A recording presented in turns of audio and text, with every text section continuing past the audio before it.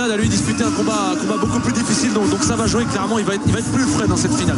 Oui, ça joue effectivement dans les tournois, et ce qui compte c'est le tour précédent, comme on a vécu les coups qu'on a pris, et en se croyant ce chaos rapide, il s'est forcément économisé 2 rounds de fatigue, et en plus il a fait monter sa confiance, et on va voir ce que son adversaire en fait, parce que la magie de ce sport c'est qu'encore une fois rien n'est écrit, et que tout peut se passer.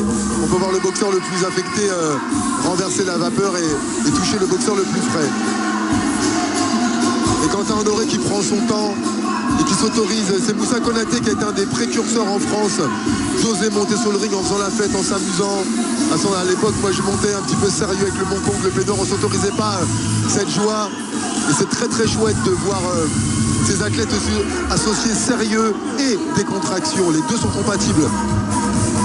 La décontraction n'est pas incompatible à la performance, bien au contraire. Ah, c'est des moments de plaisir, hein, c'est sûr. Puis c'est une façon aussi de se décontracter, hein, finalement, de s'enlever un petit peu toute cette pression.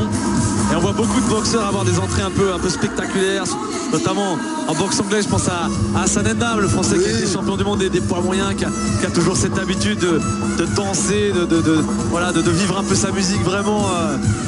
C'est ça, de longues minutes avant son entrée sur le ring. C'est ça, Jean-Charles, ça permet d'évacuer le stress, ça permet de rentrer dans l'action. 40 combats.